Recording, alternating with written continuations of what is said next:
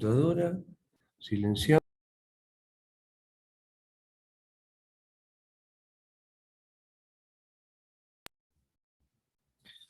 Buen día, chicos, ¿cómo andan? Hola, profe, buen día. Les voy a pedir algo. Somos muy poquitos hasta ahora. Ustedes saben, me vine hasta Yo soy de Balcarce y me vine hasta Mar del Plata pensando de que era presencial la clase hoy. Así que estoy en el último piso acá que me prestaron una computadora. ¿Cómo andan ustedes? ¿Bien? Bueno, hoy es una clase medio de repaso, así que como ustedes saben, como la otra clase que dimos de repaso antes del primer parcial, es más sobre temas de preguntas y respuestas. Así que lo que les voy a pedir es que habiliten las cámaras y habiliten los micrófonos. ¿Sí? Ana, Renzo, parece que se fueron a dormir la siesta. No, hola, profe, buen día. ¿Cómo andas, Ana? ¿Todo bien? Renzo y Solange. Habiliten los micrófonos, por lo menos. Está bien, Solange, no habilites la cámara, habilitar el micrófono. Porque esto va a ser un ida y vuelta.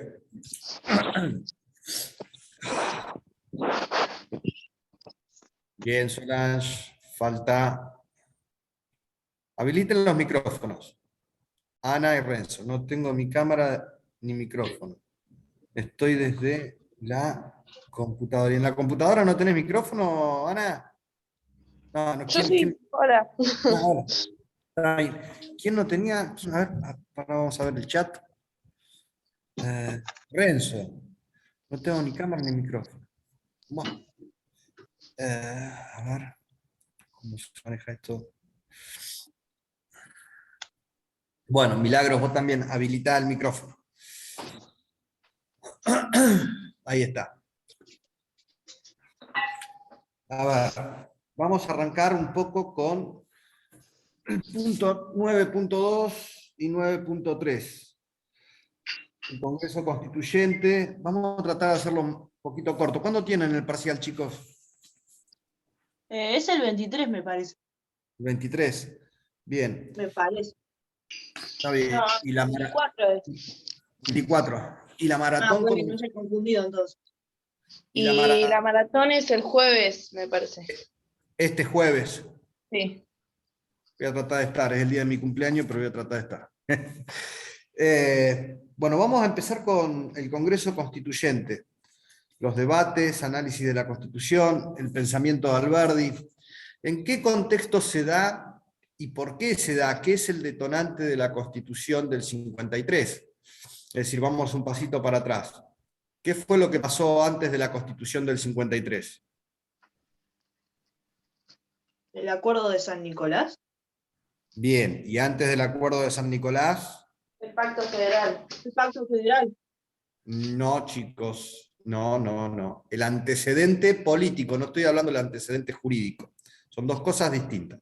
Como antecedente jurídico, sí, tenemos el Acuerdo de San Nicolás, el Pacto Federal, esos son antecedentes jurídicos. ¿Por qué? Porque la Constitución del 53 se va a basar en todos esos instrumentos jurídicos para el dictado de la misma, más allá de otras fuentes locales y otras fuentes internacionales.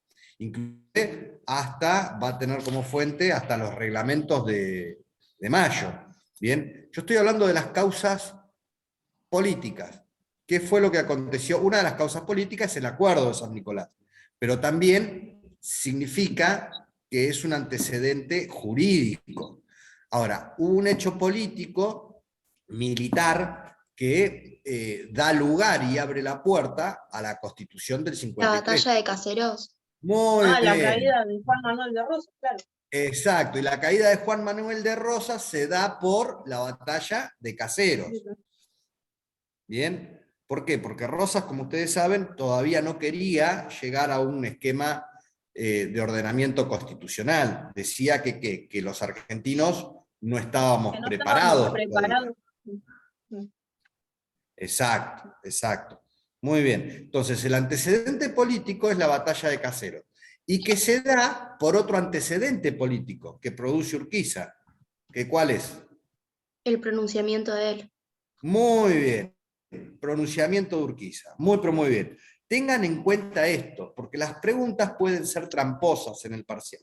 Entonces, una cosa es que le pregunten a ustedes los antecedentes de la Constitución, que ya vamos a llegar a ello, y otra cosa es que le pregunten las causas por las cuales se llega a la Constitución. ¿Se entiende?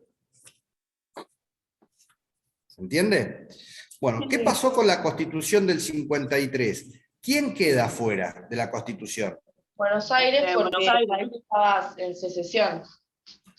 Bien, ¿y por qué queda fuera Buenos Aires? ¿Qué les parece a ustedes que cuál era el interés de Buenos Aires y por qué queda fuera Buenos Aires? Buenos Aires decía que merecía un lugar central y que la Constitución pretendía ser federal, entonces no quería. Ellos seguían con la tendencia unitaria. ¿Cómo? ¿Cómo, Ana? Que Buenos Aires merecía un lugar central y que Sí. la Constitución pretendía ser federal. Exacto. ¿Y en qué hecho puntual se ve reflejado eso del centralismo de Buenos Aires en relación al resto de las provincias del interior? ¿En qué hecho? Cuando Urquiza decide firmar el protocolo de Palermo y Buenos Aires decide no firmarlo, digamos. Bien, pero hay un hecho fundamental, que es decir, que no lo firme es la consecuencia. La causa está principalmente en una cuestión económica, que ¿cuál era? El La puerto de aduana. Buenos Aires. El puerto, exacto. Cuando ustedes hablan de puerto, hablan de la aduana. ¿Tá? Y en Buenos Aires, bueno, como ustedes habían dicho, los principales oponentes, ¿quiénes fueron en Buenos Aires?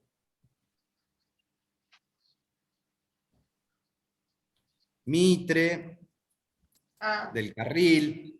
sí. Valentina Alsina también. ¿Eh? Valentina Alsina también, profe. También. Recuerden eso, ¿sí? Bueno, vamos a la Constitución del 53. Se instala, sesionan, tienen las sesiones preparatorias, se instalan en el Cabildo de Santa Fe, se producen los debates, ¿bien? Y termina aprobándose. ¿Cómo se divide la Constitución? ¿En cuántas partes y qué es lo que trata?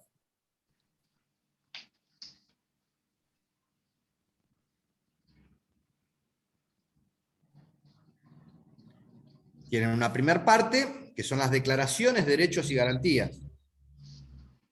¿Ah? Y tienen una segunda parte, que es la división de los poderes. Eso no lo tenía.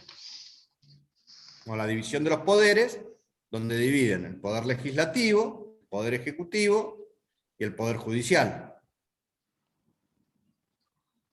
Y después la autonomía que se les da a las provincias, los derechos que quedan incolumes en manos de cada provincia. ¿Ah? Tenganlo en cuenta eso. En la Constitución del 53, lo que queda asentado son los mal denominados derechos de primera generación. Ustedes van a ver, ustedes vieron en todo este prolegómeno histórico que se van garantizando determinados derechos. ¿Bien? La Constitución del 53, más allá del esquema federal y de la división de poderes, ¿bien? ¿Qué es lo que garantiza? ¿Qué derechos individuales garantiza? Por ejemplo, dice que afirmó el principio de igualdad ante la ley en los habitantes y Bien. fijó garantías referidas a la seguridad de las personas. Muy Igualmente, bien. profe, Sí. puede ser que muchos de estos derechos, como el de la vida, el de la libertad, todos esos estaban en los acuerdos anteriores. Estaban en los acuerdos de ahí. anteriores.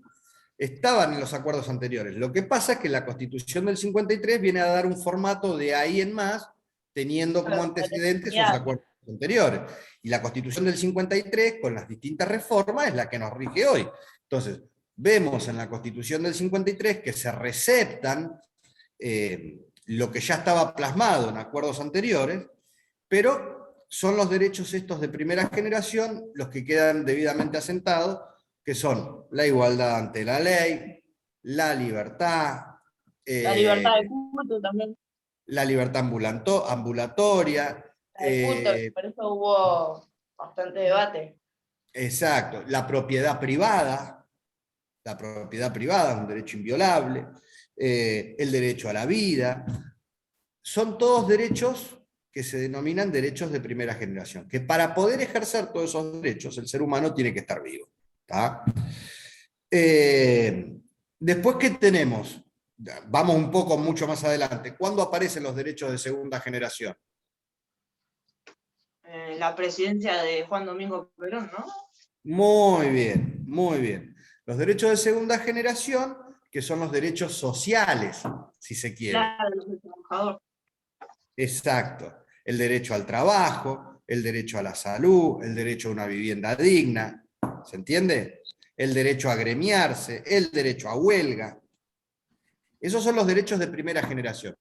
Y que son receptados de corrientes extranjeras que se venían dando en el mundo a través de la Constitución de Weimar y a través de la Constitución de México. ¿Se acuerdan? Que se toman como ejemplos. Y después esos derechos de segunda generación, estamos haciendo un ping-pong, yendo en el tiempo y viniendo, una vez que cae el gobierno de Perón, es receptado por la reforma del 57, ¿en qué artículo? 14 bis. 14. Exacto, muy bien, muy bien. Y después tenemos por último los derechos de tercera generación, que ¿cuándo aparecen?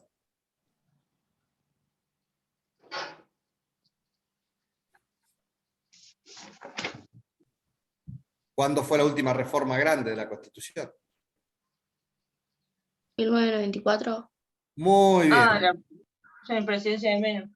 Claro. Muy bien, claro. En la presidencia de Menem se declara la necesidad de reforma, si bien el objetivo era la reelección, pero se incorporan, bueno, hubo otras modificaciones, ¿no?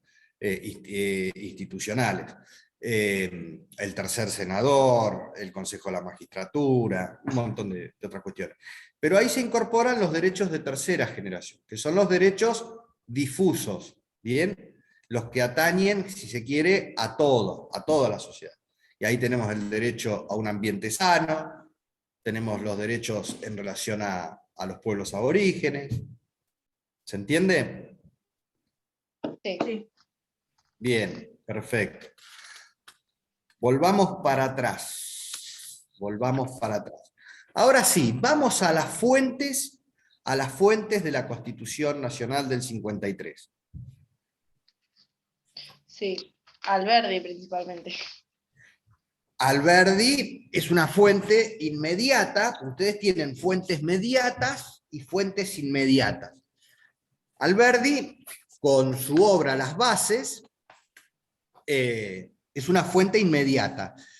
¿Y qué propone Alberdi? ¿Qué tendencia tiene Alberdi? Liberal. Propone, Dijeron liberal. sí, Bien. ¿Qué sistema económico, qué sistema de sociedad? Alberdi, ¿qué criticaba? Criticaba Primero- como... Sí, no, que quería decir que primero lo que fomentaba era la inmigración, porque decía que Argentina tenía como mucho potencial económico, pero necesitaba gente que venga a trabajarlo. perfecto. Ustedes tengan en cuenta siempre de que la vida institucional, política de un país se desarrolla sobre determinado territorio.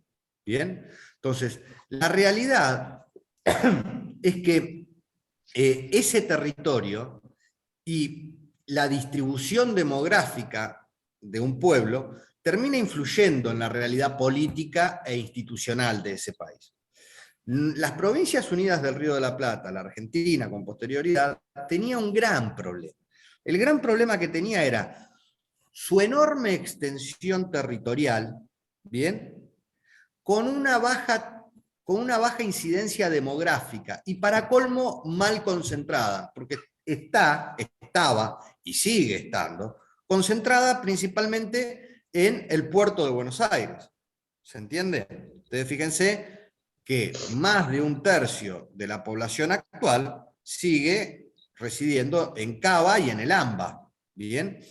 Y en otras grandes ciudades como Córdoba, en su momento Tucumán, Mendoza, pero el interior era un desierto, literalmente era un desierto. Entonces lo que fomentaba Alberdi principalmente era la inmigración, pero no cualquier inmigración. ¿Qué inmigración fomentaba Alberdi, al igual que Sarmiento? La anglosajona. Los anglosajones. Muy bien, muy bien. Están afilados, ¿eh? Vienen bien.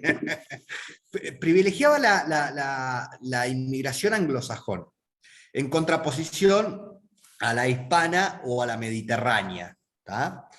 Ahí tiene mucha influencia determinadas obras de aquel momento en el contexto internacional, que lo que planteaban son lo que se denominan teorías malthusianas, que se empezaban a ver, que planteaba la supremacía de las razas anglosajonas sobre las mediterráneas, por una cuestión de clima. Planteaban de que el clima frío ayudaba al desarrollo y al progreso de determinadas sociedades. Así que lo tenemos, Alberdi. ¿Y qué sistema económico y rentístico, qué sistema económico propugnaba Alberdi? El sistema de Sieyès. Bien, un sistema liberal. Es decir, abría las puertas del país a las inversiones extranjeras y le daba total libertad de acción. Lo que planteaba Alberdi, en definitiva, es que un país no se desarrolla tanto por la injerencia del Estado, sino que la fuerza primaria de ese país para poder ser desarrollado tenía que estar en manos privadas. ¿Tá? Y así fue como aconteció principalmente en Estados Unidos, ¿no? Estados chicos, pero eficientes, que dan lo que tienen que dar, que prestan el servicio que tienen que prestar, pero con una fuerza privada abrumadora que genera el desarrollo del país. Por supuesto que las realidades son totalmente distintas, las de Estados Unidos a la Argentina, a la distribución demográfica y demás, pero tengan en cuenta ustedes que una de las fuentes inmediatas extranjeras para la Constitución del 53, ¿cuál fue? La propia Constitución de los Estados Unidos. La de California, ¿no? ¿Eh? ¿De California puede ser? Estoy confundida. No, no. La Constitución de Estados Unidos se toma como fuente inmediata. Porque yo tengo el libro Bases y lo nombra así, o capaz que está mal. ¿Lo nombra quién? Lo nombra así a la Constitución de California. A ver. ¿Lo tenés ahí?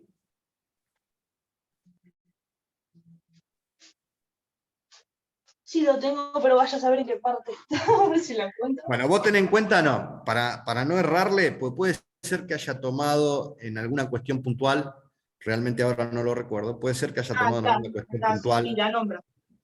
Claro, alguna cuestión puntual puede ser que lo hayan tomado como fuente. Pero la realidad es que la base, la distribución, el preámbulo, la organización y la facultad de los tres poderes se toma directamente de la Constitución de los Estados Unidos. Con una pequeña gran diferencia.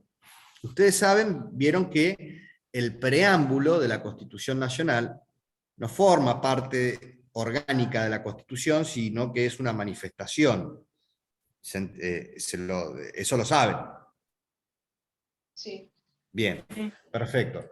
En ese sentido, fíjense que el preámbulo de nuestra Constitución inicia diciendo, es decir, nosotros, los representantes del pueblo, ¿bien? En cambio, la Constitución de los Estados Unidos inicia de la misma manera, pero con una pequeña, gran diferencia, que dice, el pueblo. ¿Se entiende la diferencia? Por un lado, en Estados Unidos dice, nosotros el pueblo de los Estados Unidos, y por el otro lado, la Argentina dice, nosotros los representantes del pueblo. ¿Se entiende? Es decir, es como que la preeminencia en Estados Unidos es el pueblo.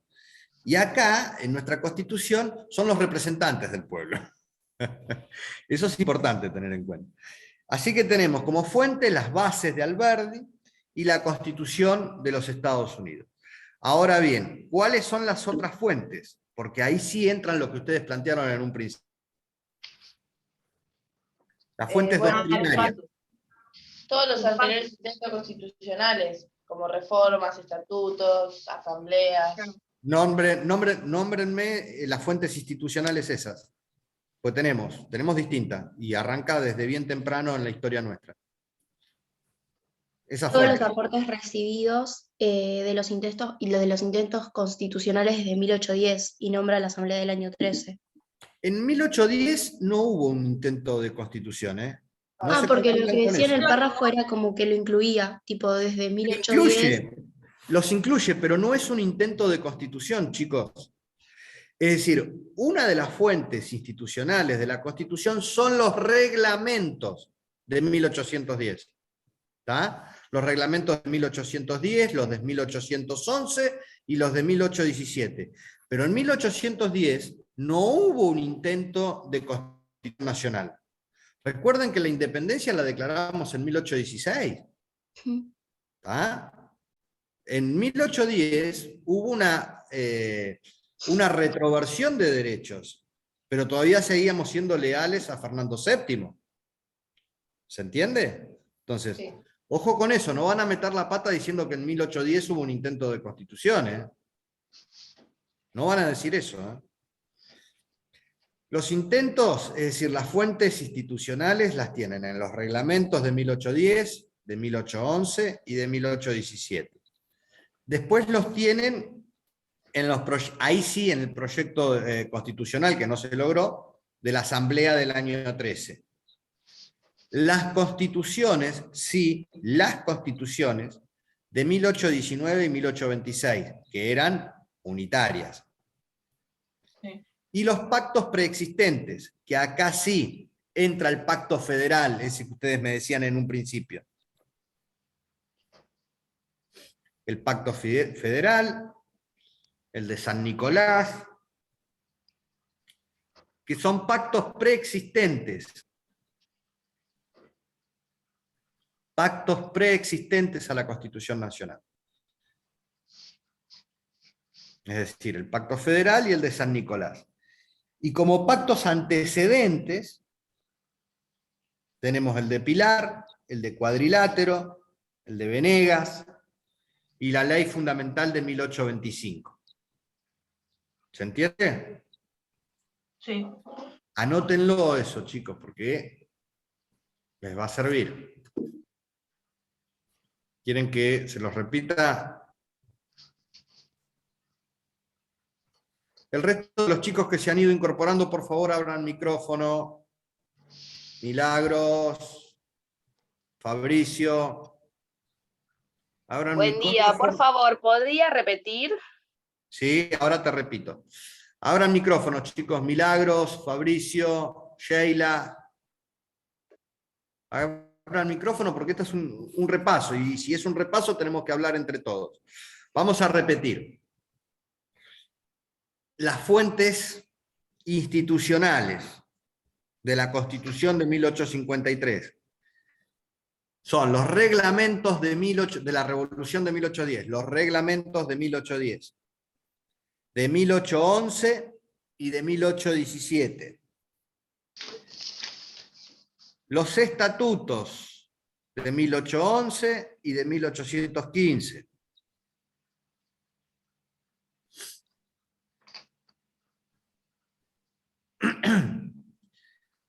Las constituciones de 1819 y 1826.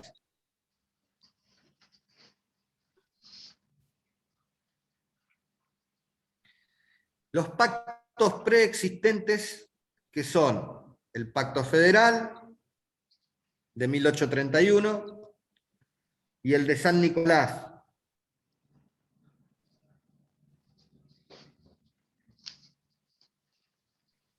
Y pactos antecedentes, que no son preexistentes, son antecedentes, que son el del Pilar, de Cuadrilátero, de Venegas y la Ley Fundamental de 1825.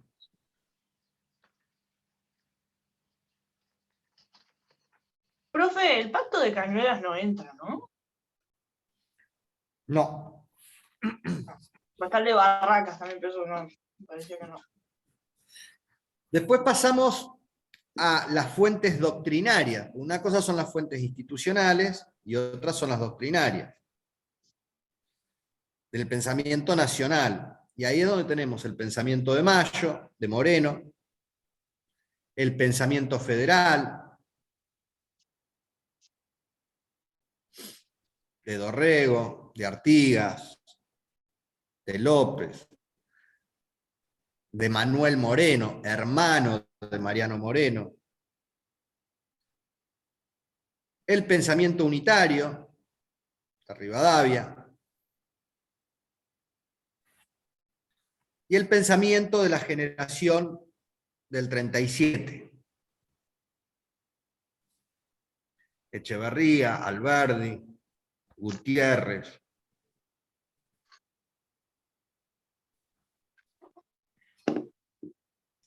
Y fuentes extranjeras, que son las que ustedes decían, la de Adam Smith, la de Madison, las de Tocqueville, las de Hamilton.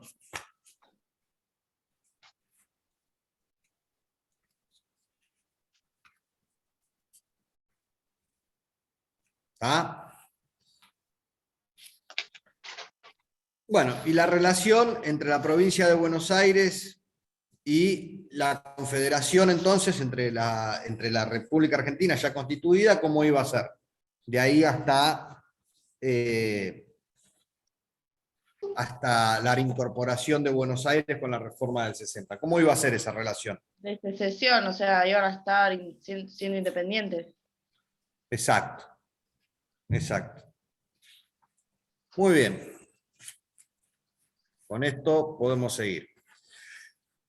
Vamos a los puntos, a ver, 10.4 y 11.1. ¿Qué es la codificación? Los códigos que marcan como los derechos de la Constitución civil, comercial.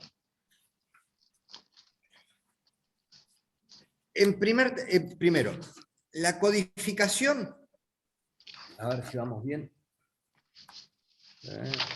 Sí. La codificación ustedes lo tienen que entender como que es un fenómeno que no solamente se produce en nuestro país, sino que se produce en el mundo, en lo que es el derecho continental, y que tiene su origen ¿en dónde? Sus antecedentes. ¿En en la dónde? batalla de Pavón y la Asunción de Roca, ¿puede ser? No. Tiene sus antecedentes en el derecho continental a nivel internacional, porque todo se da en un contexto, ¿bien? Tiene un antecedente que son los códigos napoleónicos. Ah, en Francia, justo lo iba a decir. Bien, Francia. Napoleón, mientras que se dedicaba a invadir países, hizo una obra fenomenal, hizo una obra universal. Encargó a sus juristas reunir en un único instrumento y en forma orgánica, en un único cuerpo, todas las normas vigentes de un país. Entonces, la codificación viene a solucionar un problema que era la cantidad de normas dispersas que existían en los distintos estados-nación. ¿Se entiende? Entonces, al volcarlas todas en un cuerpo único, depurarlas, es decir, esta va, esta no va, esta cayó en desuso, hay que generar una nueva, lo que hace es atomizar en un único cuerpo todas las normas vigentes. ¿Se entiende? En relación a las distintas materias. ¿Y cuáles eran las tres principales materias que se regulaban? Por un lado el Código Civil, por otro lado el Código Penal y por el otro lado el Código Comercial. ¿Se entiende? Este movimiento se da principalmente por eso se los denomina códigos napoleónicos. Se da principalmente en Francia con Napoleón, pero tiene sus orígenes en la Revolución Francesa. De 1007.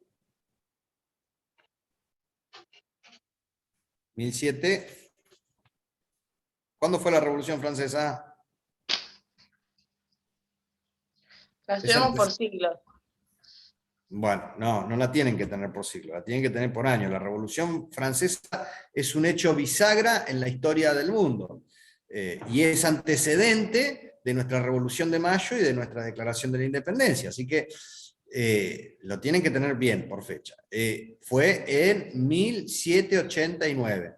Recuerden, 789, 3 números seguidos. ¿Ah?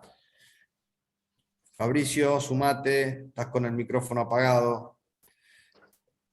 Hola, profe. Estoy ¿Cómo tomando un andás? café. ¿Está tomando café? No, es que yo estoy acá con un frío en la facultad. ¿Estás en la facultad? Sí, porque me equivoqué y me vine a la facultad.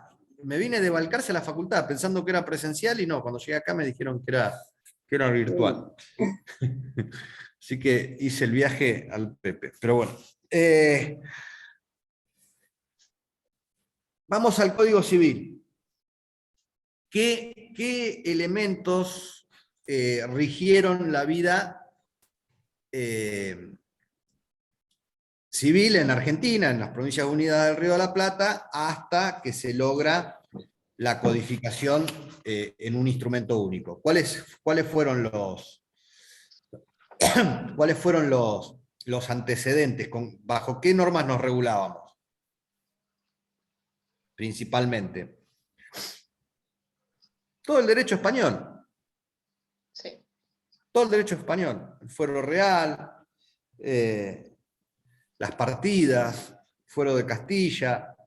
¿Ah? Tengan en cuenta eso. Bien. Bueno, hubo distintos intentos de lograr el Código Civil. Distintos intentos, distintos proyectos, hasta que el alma mater del Código Civil argentino, ¿quién es? Vélez Sarsfield. Muy bien, Dalmacio Vélez Sarsfield, que es designado por el presidente Mitre en 1864 para la redacción del Código Civil, que envía al Congreso de la Nación y que finalmente es aprobado por el Congreso a libro cerrado, es decir, ¿qué significa libro cerrado? Sin debate. Muy bien, excelente. Sin debate, sin discusión. Que es aprobado finalmente en 1869 y entra en vigencia a partir del 1 de enero de 1871. ¿Cuáles son las fuentes del Código Civil? El derecho romano, el código español, Bien. el código napoleón, francés, brasilero y chileno. Bien, bien. Hay otras fuentes. Derecho canónico. Principalmente para todo lo que es matrimonio, se toma el derecho canónico. Okay. El Código de Luisiana. El Código de Luisiana es un código escrito, ¿bien? En contraposición a muchos de los códigos, en contraposición a lo que es el derecho anglosajón, que recepta a Estados Unidos en gran parte. Luisiana era una antigua colonia francesa, entonces tenían un libro codificado. También se toma el Código de Luisiana. Bien, y esto estaba principalmente, ustedes no llegaron a verlo, el código viejo, porque con sus distintas reformas, con la 17711, que fue una ley que reformó el Código Civil en la década del 60, ustedes arrancan con el nuevo Código Civil y con la unificación del civil y comercial.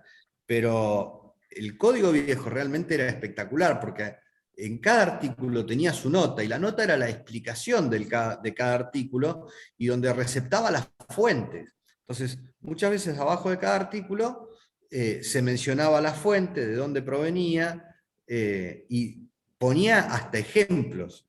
Era realmente maravilloso. Bueno, la legislación española, el derecho romano, distintos autores, como bien digo.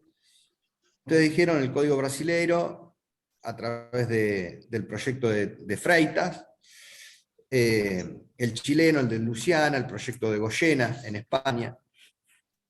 ¿Cómo estaba dividido ese Código Civil? ¿Se acuerdan?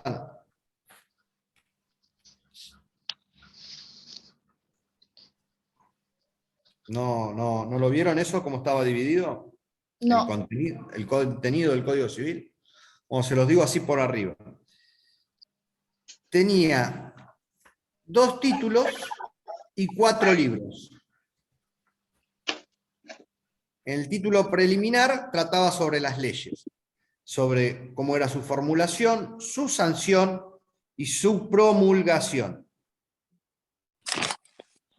En el segundo título trataba sobre cómo se medían los tiempos. Ustedes saben que en derecho es fundamental el tema de tener en claro cómo se miden los tiempos. Entonces, manifestaba que se utilizaba el calendario gregoriano, que es el que nos rige hoy, para lo que es los intervalos del derecho, los plazos. ¿Está? ¿Se entiende? Y después ya sí... Después ya sí iba a la división de las materias a tratar. En el primer libro, y fíjense que las materias a tratar están divididas en relación a la importancia que se le debe dar a cada una de esas materias. Entonces, primero, en el libro primero, trata sobre las personas y la familia. Es decir, el Estado Nacional le da preeminencia sobre cualquier otras cuestiones a lo que es la persona en sí y la familia. ¿Por qué? Porque en principio para que exista familia tiene que existir la persona. Entonces, daba incluso de cuándo una persona era tal, cuándo una persona era considerada persona, como sujeto de derecho. ¿Bien? Y para que exista familia tenía que existir una persona. Entonces, a partir de la persona se llega a lo que es el núcleo de cualquier Estado-nación, a lo que es la esencia y lo que es la génesis de cualquier Estado-nación, que es la familia.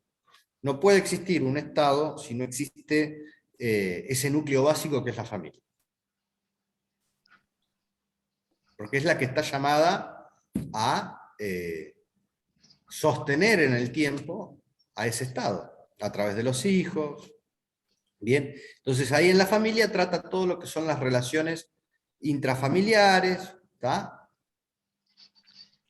En el libro segundo, fíjense que le dan más importancia a la persona y a la familia que lo que son, por ejemplo, lo que trata el libro segundo del código. El libro segundo del código original, trataba sobre todo lo que eran las obligaciones y los actos jurídicos. ¿Qué obligaciones tenía una persona? Para con un particular, para con cualquier hecho jurídico. El libro tercero trataba sobre las cosas y los derechos reales. Las cosas, los bienes muebles, y los derechos reales. Los registrables, los no registrables, porque hay bienes muebles que son registrables. ¿Se entiende? El nivel de importancia, primero la persona, después la familia, y cómo vamos bajando entre esa regulación a las cosas menos importantes. ¿Tá? Por último, en el libro cuarto, tenemos a la persona que nace, que se reproduce, que genera la familia, que tiene obligaciones para con la familia, para con terceros, para con el Estado, y que esas obligaciones las cumple a través de actos jurídicos. Entonces, ¿cuáles son los valederos? ¿Cuáles no? Y que esa persona, para desarrollarse, tiene bienes, que son cosas o derechos reales, derecho a la propiedad. Y por último, en el libro cuarto, esa persona fallece, muere. Entonces ahí trata las sucesiones. ¿A quién le quedan los bienes que esa persona dejó? Fíjense la sabiduría del orden, los privilegios. Y por último, las prescripciones. Que las prescripciones abarcan todo el código. Es decir, hasta cuándo yo tengo tiempo a reclamar determinado derecho. Un derecho de prescripción adquisitiva, por ejemplo. Bueno, este es el Código Civil. 4.051 artículos. Que luego va a ser reemplazado hace unos años atrás por el nuevo Código Civil y Comercial. ¿Se entiende? Paralelamente tenemos el Código Penal. ¿Qué me pueden decir del Código Penal?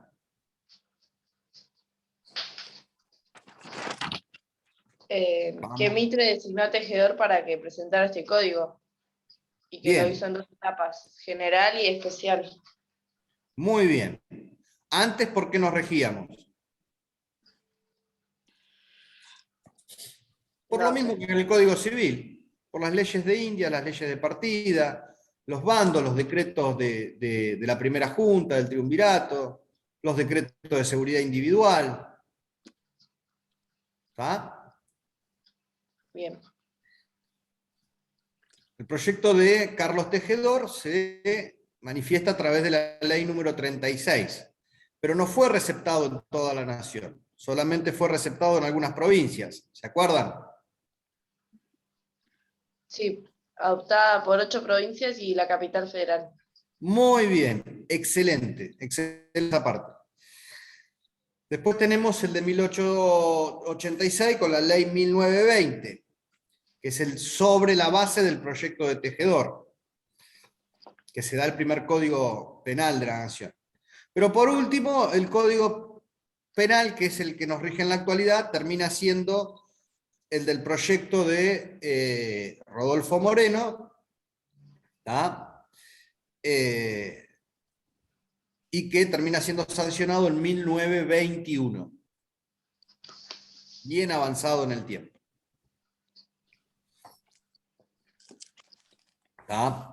Y que es el que nos rige en la actualidad. Y después tenemos el Código de Comercio, que al igual que los otros, tiene antecedentes y tiene antecedentes primero en España, pero después como teníamos una constitución liberal que fomentaba el negocio, que fomentaba el intercambio entre personas, y no tanto el monopolio que regía en España, antes de la Revolución de Mayo, ¿no? en el caso nuestro,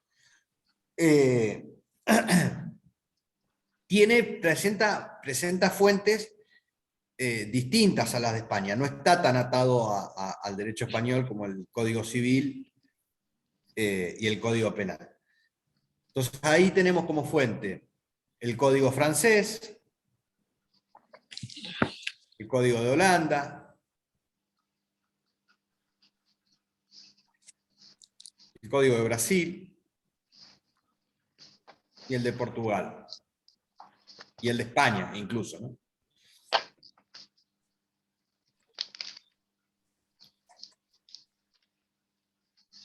Consta de 4 libros, ese código original, que trata el primer libro sobre el comercio, el segundo libro sobre los contratos comerciales, los distintos tipos de contratos que existen, el tercer libro sobre la navegación, fíjense lo importante de la navegación, Retrotraigámonos un poquito, chicos. ¿Qué pasa con la Constitución del 53 en torno a la navegación? Que es un poco por lo que se da el pronunciamiento de Urquiza y la influencia de los unitarios en esa Constitución. ¿Qué pasa con el tema de la navegación en la Constitución del 53? Es manejada por Buenos Aires. No, se da la libre navegabilidad de los ríos interiores, que era lo que Rosas retaseaba, ¿se acuerdan? Ah, claro, sí. Libre navegabilidad de los ríos interiores. Y queda asentado en la propia Constitución Nacional. Y eso era un requisito que pedía permanentemente Brasil y las potencias extranjeras, principalmente el Reino Unido y Francia. ¿Se entiende? Sí. Sí. Bien. Fabricio, participó un poquito, amigo. Vamos.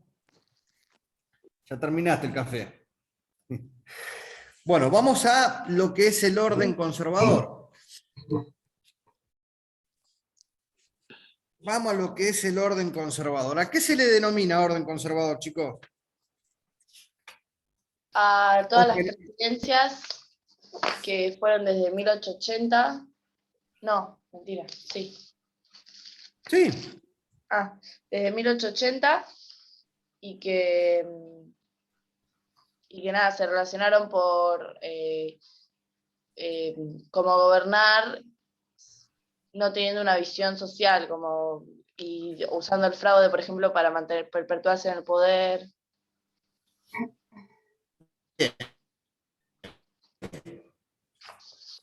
Acá diferenciemos dos temas. Primero, el orden conservador como, es decir, el partido conservador, el PAN, Partido Autonomista Nacional, como fuerza política en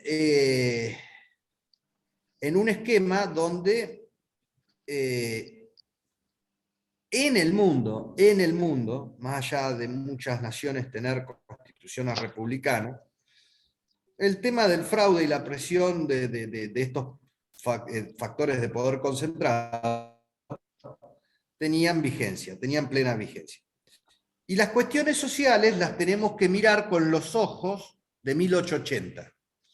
Cualquier hecho histórico, como bien digo, relacionado con el tiempo, no pueden ser juzgados con la visión de nuestra actualidad. No pueden ser juzgados con la visión del siglo XXI. Entonces, cuando vayamos a ver la esclavitud, por ejemplo, tiene que ser juzgado con la perspectiva de la época. ¿Fue injusta? Por supuesto que fue injusta, sí, con la visión del siglo XXI, en relación a todos los derechos que se han ido ganando. Ahora, vuélquense en perspectiva a ese momento histórico. ¿Se entiende a lo que voy? Las cuestiones sociales, por otro lado, empiezan a aparecer en esa década de 1880, y precisamente gracias al orden conservador. Pero a lo que quiero llegar, a lo que quiero significar, que eso es por parte del orden conservador. Y ahora, cuando tratamos generación de 1880, el esquema ya se nos abre mucho más y es mucho más amplio. Porque ahí no solamente tratamos al orden conservador. Cuando hablamos de generación del 80, ¿a qué personajes nos referimos? Porque ahí nos referimos al orden conservador, a Roca, a Juárez Celman, todo lo demás. Pero también nos referimos a otras personas, y nos referimos a un movimiento de pensamiento. ¿A quién nos están refiriendo ahí? A Roca no. Sí, nos referimos a Roca, pero ¿a quién más?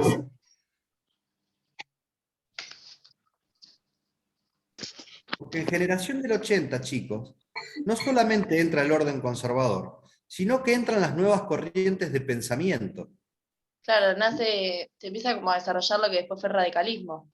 Bien, muy bien. Se empiezan a desarrollar los pensamientos socialistas, anarquistas, comunistas, del radicalismo. Entonces empezamos a tener figuras como Leandro N. Alem, Hipólito Yrigoyen, Entonces, cuando hablamos de generación del 80, no solamente hablamos de Roca, Juárez Celman, el orden conservador, sino que hablamos de toda una nueva corriente también que se empieza a asentar en el país y que va a hacer que, con las cuestiones económicas de la generación del 80, más el influjo de los nuevos movimientos y las nuevas corrientes de pensamiento, reflejadas, como bien dijimos, en el socialismo, en el radicalismo, principalmente en nuestro país, va a ser que Argentina, desde 1880, el crecimiento, hasta 1930, con el golpe de Estado a Hipólito Yrigoyen, Argentina se convierta en una de las principales potencias del mundo. Ustedes me van a decir, sí, en el orden conservador existían los conventillos, y que el radicalismo, el socialismo surgen en base a estas nuevas corrientes por el estamento de esta sociedad que no era tenido en cuenta por el orden conservador. Sí, es así. Ahora, la realidad en el mundo, no solamente en Argentina, es que esa realidad se repetía en todos los países, incluso en las grandes potencias. En esa época, un obrero inglés, estamos hablando de la primer potencia mundial, del Reino Unido, ganaba menos que un obrero argentino. Y las condiciones de trabajo de ese obrero inglés eran exactamente idénticas, de paupérrimas, que la del obrero argentino.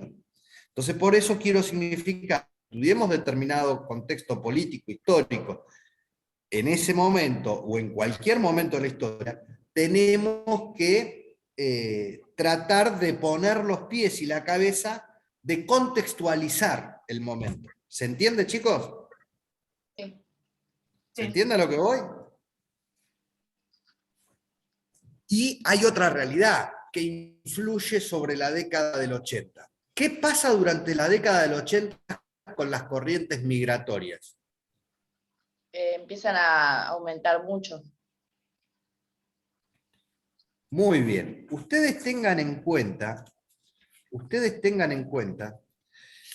que los movimientos migratorios se dan principalmente, es decir, los que incitan el movimiento migratorio es durante las presidencias fundamentales. ¿Bien? Principalmente Sarmiento, Mitre y Avellaneda, son las presidencias fundacionales. Pero esas presidencias logran el cometido en la presidencia de Roca. ¿Tá? Para que ustedes tengan una idea, de 1810, de la Revolución de Mayo, a 1859, el crecimiento demográfico del país fue solamente de 900.000 habitantes. ¿Bien? Tengan en cuenta que Mar del Plata solamente ronda cerca de los 700, 800.000 habitantes. No sé cuánto habrá dado este último censo, pero la cantidad de habitantes de Mar del Plata es eso. Fíjense Mar del Plata distribuido en todo el país, en un territorio de 3 millones de kilómetros cuadrados. ¿Tá? Es decir, en 1810, la población del país, la población del país era de 400.000 habitantes, la mitad de la ciudad de Mar del Plata. ¿Se entiende? Entonces, era un desierto, literalmente era un desierto. Para 1859 recién se pasó a 1.300.000 habitantes. ¿Bien?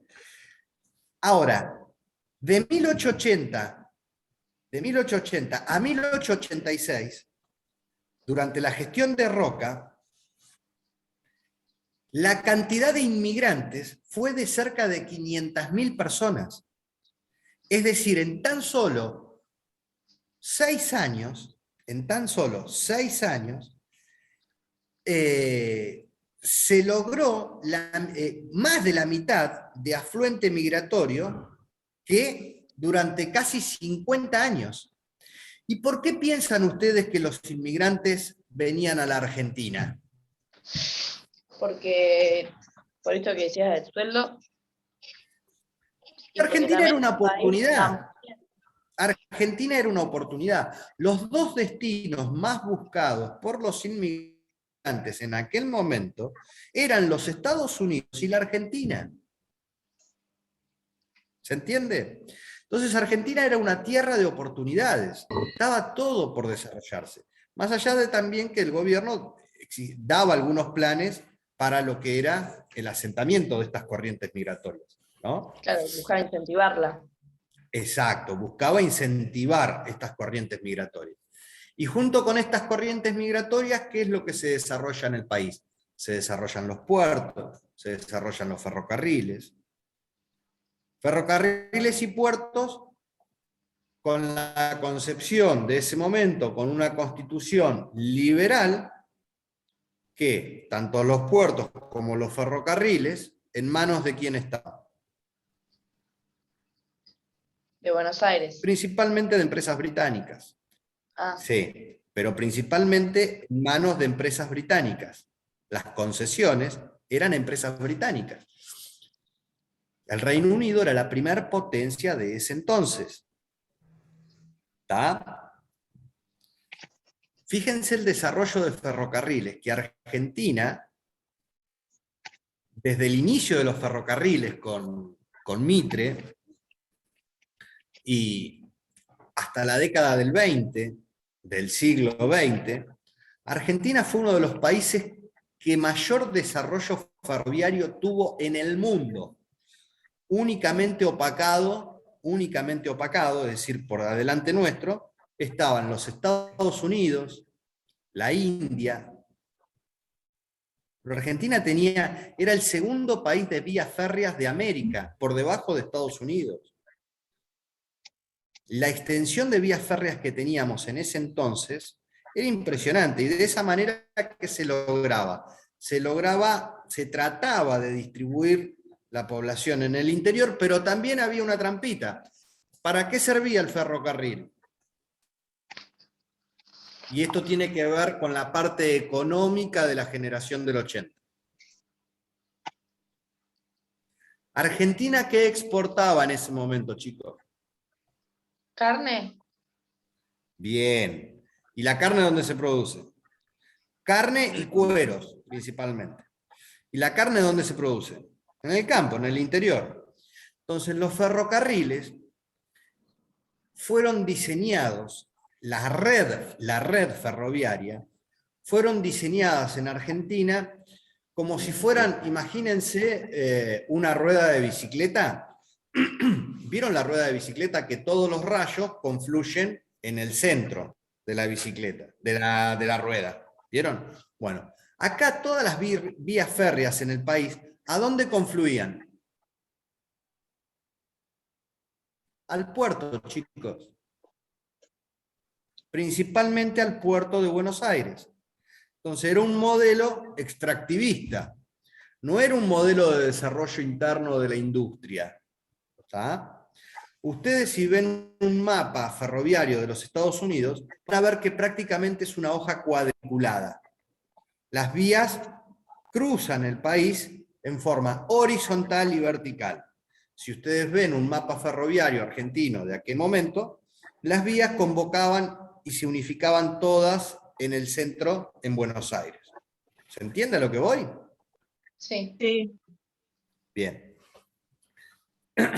¿Por qué? Porque nuestro principal adquirente en ese momento era el Reino Unido, y Argentina, en ese contexto histórico, con aumento de la población, con una nueva revolución, con una segunda revolución industrial, Argentina era potencia, era catalogada competencia de Estados Unidos en ese momento. ¿Qué era lo que pensaba la generación del 80? En filosofía, en economía, en derecho, en el gobierno. Era una generación que filosóficamente estaba determinada por el positivismo, por el racionalismo y el empirismo. ¿Qué es el empirismo? La prueba científica, la prueba empírica. Es decir, esta concepción filosófica que viene a reemplazar a lo que eran las corrientes religiosas. donde Dios era la base de todo. ¿Se entiende? Claro, y por eso también la legislación laica. Muy bien, perfecto, perfecto. Ese análisis y esa comparación es perfecta. En lo económico, era la escuela liberal. ¿Está?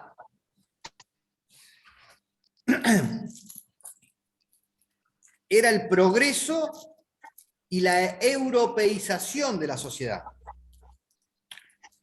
Por ejemplo, el lema de Roca, cuando asume, luego de haber realizado la conquista del desierto, que si aconteció todo lo que aconteció con los aborígenes de aquel entonces, que es así, pero así acontecieron en todas las conquistas territoriales en Australia, en Sudáfrica, en Estados Unidos, en Canadá, en Brasil, en Chile.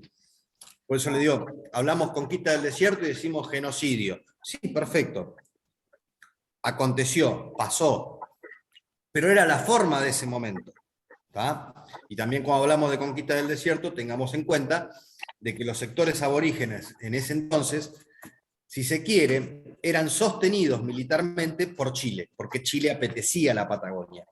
Entonces, en ese contexto, se da en el año 79, 1879, la guerra entre Chile y Perú y Bolivia. Argentina, mediante el gobierno de Avellaneda, aprovecha la oportunidad para ocupar efectivamente el territorio que le correspondía y que estaba bajo órbita desde la época de los españoles a lo que era el Cabildo de Buenos Aires. Si no hubiera acontecido esa efectivización del control soberano sobre la Patagonia, hoy la Patagonia sería chilena. Y ustedes para ir simplemente a Balcarce tendrían que sacar pasaporte. Ah, mira, no sabía eso, profe.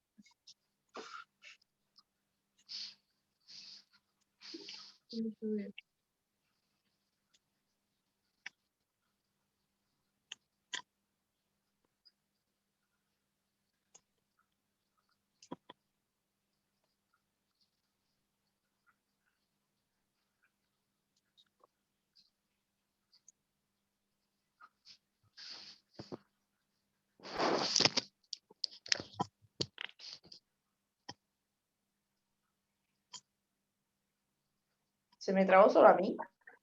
No, a mí también. Ah, bueno, joya. Ay, no, pensé que era la única.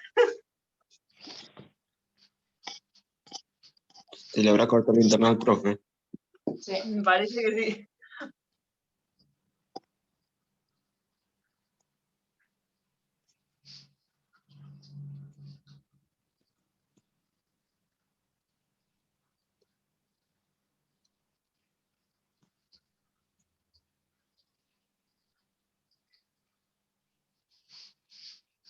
Hola chicos.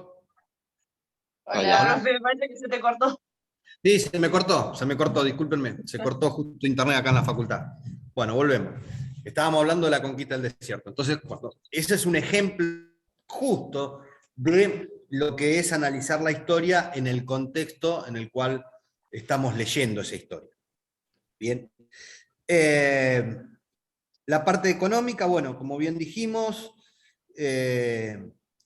el lema de aquel momento era que la Argentina era la granja de Inglaterra. Inglaterra, lo que se planteaba era, Inglaterra es la fábrica del mundo, porque era la que sostenía todo el proceso industrial, y Argentina es la granja de Inglaterra. ¿Tá? En el derecho se toman las ideas de la democracia norteamericana, ¿bien? Y en el sistema democrático se toma la Constitución como imperio, es decir, que es la llave de la democracia, la de Constitución. Por supuesto que no votaba todo el mundo en ese contexto, chicos. En ese momento, las leyes de sufragio que existía, ya lo deben haber visto ustedes, con los antecedentes de la ley Sáenz Peña, no votaba todo el mundo. ¿Estamos de acuerdo? Y el voto no se... Solo un sector. ¿Cómo? Solo un sector votaba nada más, o sea, poca Exacto. gente. Exacto. Y el voto no era en forma secreta, no era No era contado. obligatorio. ¿Tá? No era obligatorio. Y la generación del 80 se divide principalmente en dos grupos. Por un lado tenemos los liberales y por el otro lado tenemos los católicos. ¿Tá? Los masones y sacristanes. La influencia de la masonería en la generación del 80 es transversal. En esa generación, pero no solamente con un sector de la sociedad, no solamente con los conservadores, sino que los socialistas y los radicales mayoritariamente eran masones.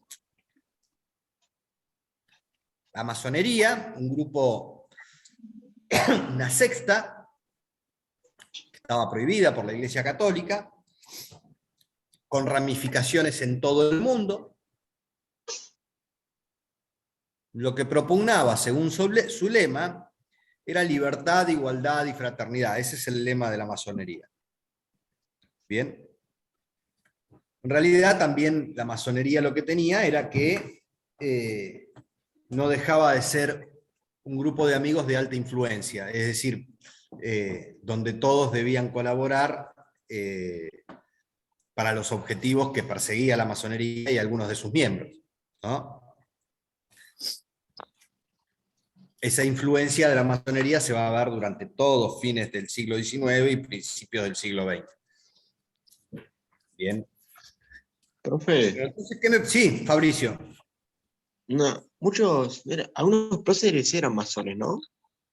Mitre fue masón, Sarmiento fue masón, Leandro N. Alem fue masón, Hipólito Yrigoyen fue masón. Por eso te digo, tenés tanto del lado de los conservadores como del lado de los progresistas. Hablando de progresismo, el lema que yo les decía hoy de Julio Argentino Roca, al cual denominaban el zorro, por algo le decían el zorro, era el lema orden y progreso. ¿Tá?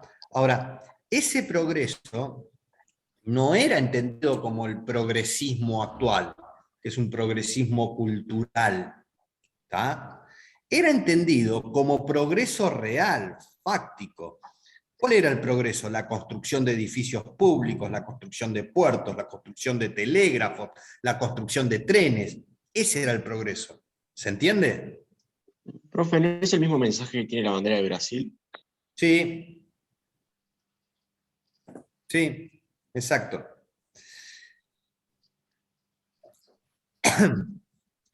Bueno, el tema de los ferrocarriles ya lo vimos. ¿Tá? ¿Qué más podemos ver? La cuestión obrera sobre la generación del 80. Ahí que, junto con esta cantidad de inmigrantes, ¿qué llegan al país? Porque los inmigrantes traen sus cabezas puestas. El Entonces, socialismo, traen Traen esas sus ideas. ideas. el Traen esas anarquismo. ideas. Exacto, muy bien. Entonces tenemos el primer gremio, que es el de los panaderos, y la gente se va nucleando, se va agrupando, porque esta corriente inmigratoria se asienta principalmente en dos lugares. ¿En qué lugares se asienta? ¿En el campo?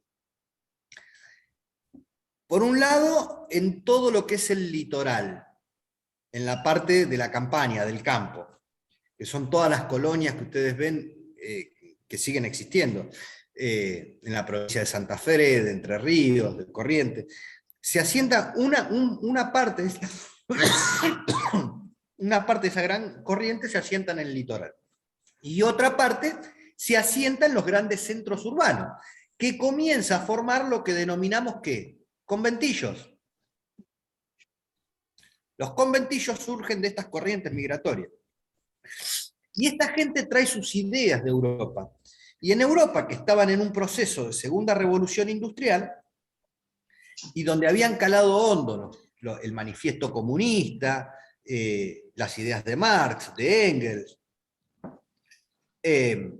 traen sus ideas, traen las ideas con ellos de ese tipo de organización y de contrarrestar al poder vigente. Ahora, en relación a esto, en el segundo gobierno de Roca, que es de 1898 a 1904, se produce un informe mandado por Roca, un gobierno conservador, pero que ve determinada realidad, y entonces envía a Vialet Macé a realizar un relevamiento para generar un Código Nacional de Trabajo. ¿Lo sabían esto? No. Bueno. Vialet Macé viaja por todo el país, ve la realidad en la cual se encontraba este sector social, y elabora un proyecto, un informe sobre el estado de las clases obreras en el interior del país. Trataba sobre las condiciones para los contratos de trabajo, el derecho de asociación de los trabajadores, el límite de horarios, el descanso dominical. Fíjense lo avanzado, 1904, y con un gobierno conservador. Descanso dominical, las penalidades taxativas por eventual abuso de organizaciones gremiales, por coacción o amenazas contra el obrero.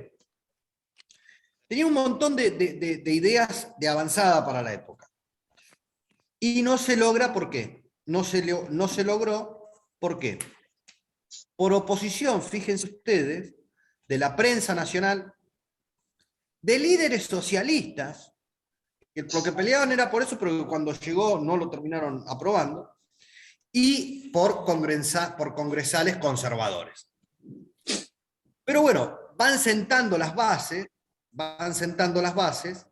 para la organización de los distintos gremios y federaciones que se van a ir convocando en Argentina, como FORA, Federación Obrera Regional Argentina, o como la FOA, Federación Obrera Argentina, y así van a ir concatenándose distintos hechos que van a terminar con distintas organizaciones sociales y distintas organizaciones políticas. Ustedes recuerden la Unión Cívica Radical, ¿cuándo nace? 1916. No, 1890. Ah, Leandro Alem, ¿no? pero 1916 llega al poder, ¿puede ser o no? Tampoco. No, claro, el poder llega en 1916. Ah, bueno, claro. Al poder llega en 1916, después de la ley Sáenz Peña de 1912. ¿Ah? Bueno, chicos, hasta acá llegamos. ¿Qué nos hubiera quedado? Nos hubiera quedado la parte del golpe del 43, la parte del GO, la parte esa, y bueno, lo que vimos la semana pasada de la Revolución Argentina. Así que espero que les vaya bien, espero verlos en el parcial, y después espero no verlos el cuatrimestre que viene, ya que tienen que aprobar todos. Abrazo grande. Chao, Nos profe. vemos. Dale, profe, nos vemos.